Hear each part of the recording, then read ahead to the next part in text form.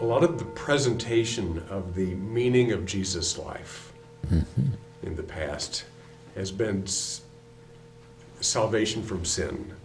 That Yeah. there was this atonement, right? So the Yes. meaning of the fall was that people were bad and that Jesus had to come and pay for that. Yes. In the context of this conversation today, it seems to me that the meaning of the incarnation is very different. Yes, I think so. And that's not just something invented lately. Duns Scotus had this idea, St. Bonaventure in some degree, and others. But the theologians sort of settled for Thomas Aquinas' approach and others, which is good as far as it goes. It's just that some of the consequences of it have to be recognized. I think many theologians are leaving behind the whole idea of original sin as not being viable in a scientific world of discovery, both physiological and psychological.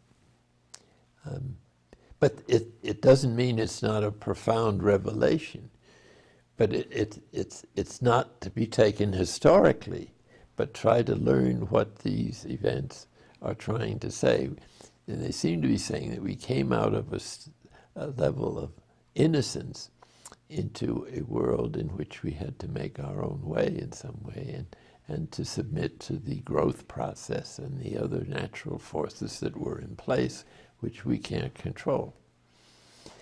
So, following Teilhard, and I think this is very important work that Ilia Delio is doing because it's popularizing or even influencing the theology of our time, which is still heavily into the medieval essentialist philosophy and theology, which is good as far as it went, and that's perhaps all they had in those days.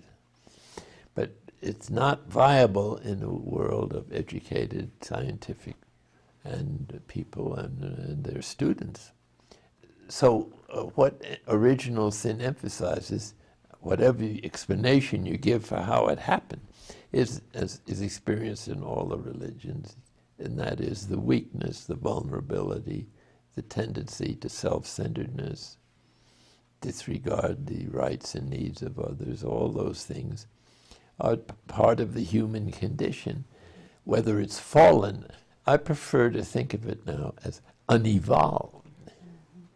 And I think that is a logical conclusion from Teilhard's work.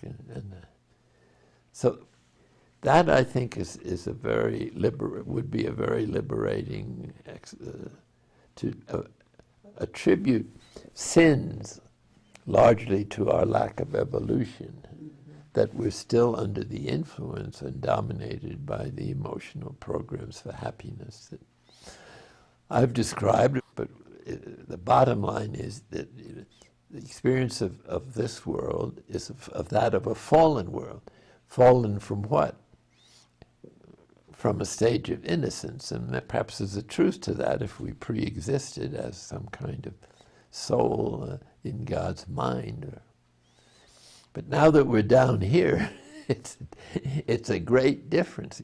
And I see some theologians saying that, or that we probably were created at the same time as the Word of God emerged from the Father, because everything happens at once in eternity, and so time is very relative, and maybe everything is happening that ever will happening right now.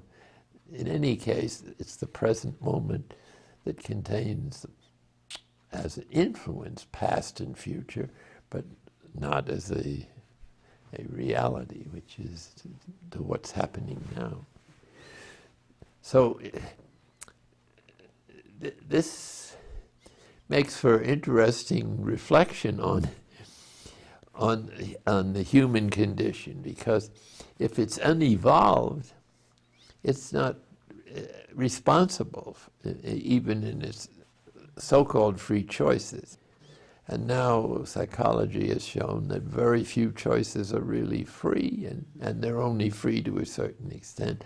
And they only become perfectly free when you die and the brain stops functioning, because the brain is habitually and physiologically designed to carry out the habits that you formed in early childhood that roughly circulate around the needs the child needs to survive. Security, love, that is affection, hands-on love, and then experiment or having its needs met promptly, which is a power control issue, and that gets more dominant as time goes on. So that means that the cross of Christ is a symbol of the human condition, which is rejected by earth and by heaven, and is sitting there in the middle of nowhere as a transitional period from animal consciousness to angelic or divine consciousness. And so we couldn't be in a worse place than neither one nor the other, because it means that the animal instincts which we have to use to survive in this world, in a world of senses, is not controlled by the rational consciousness the way it's supposed to be, according to the models of that you can develop philosophically, like Aristotle, Plato, and then Thomas Aquinas and the other Christians. So it means that we're in order to live in this world, you're constantly challenged to make too much of the desires, as they call it, the desires of the flesh, or desires for intellectual attainments, desire for personality, triumphs, all the things that humans pursue with great urgency, beginning with wealth and riches and knowledge and better, more applause than the other people and whatever. So that we want to be, human nature wants to be prominent at the great cost of energy, because it enables us to forget how weak and humble and destitute we actually are without the divine. So belief then in creation is one side of the foundation of the spiritual journey. The other is trust in God. And this had a term in monastic circles. It was called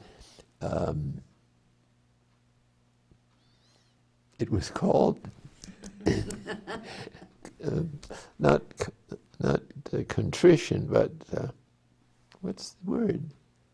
It was one of the objectives of the Fathers of the Desert. This was the experience of their own weakness and the experience of God's greatness without pride or hypocrisy or exaggeration. In other words, it's the acceptance of where we are, which is nobody or no one. But we don't have to be anyone, because we already are all that we could possibly be, and in some sense possessed it before we became human, if you accept that theological idea of pre-existence. But it's not pre-existence in time, but pre-existence in eternity. At the same time, it's trusting all our failings to God with confidence. So it's this balance between our fallen nature and our destiny that has now been given the power through Christ and his resurrection and the gift of the Spirit to be able to function without dependence on the weaknesses and the wrong attitudes of the unevolved side of our nature. So it's helpful too, the study of the literal sense of the words in the gospel. For instance, sin really means missing the mark. It's not necessarily question of guilt or shame. It's simply that you missed. And that's to be expected when it's taken from archery that, well, if I miss again, fine, I'll try again. So you don't expect to succeed, but you try. And it's that trying with many failures that gradually gains, or at least a reduction in the obstacles to divine union. So in one sense, evolution is just the willingness to learn and keep trying. Yes, that will bring about evolution, because evolution is a big concept that involves, nature itself. But our evolution is the fact that we have in the brain 3 levels, the mammalian brain, and then the normal brain, and a spiritual capacity to change it. So as we respond to difficulties in childhood, or the frustration of our self-centered desires,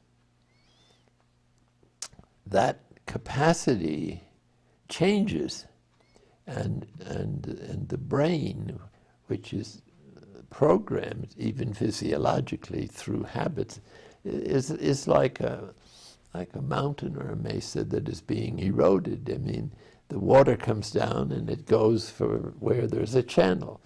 So the electrical impulses from the senses then are interpreted by the brain according to the physiological structure of the synapses and all the other extraordinary capacities of the brain. The bottom line being that we have to change the battlefield, so to speak, and that's where I suggest you may need a bulldozer to flatten the playing field or the erosion, so that you can build new channels that are in line with the new creation or the teaching of the gospel. So God, who's made us this way, to be growing into the art of not sinning or not missing the mark or hitting the bullseye, which would be to do what the Spirit suggests in each moment spontaneously without even thinking about it. You don't forget your identity or uniqueness, or you don't avoid using your talents if the Spirit, but there's no attachment to.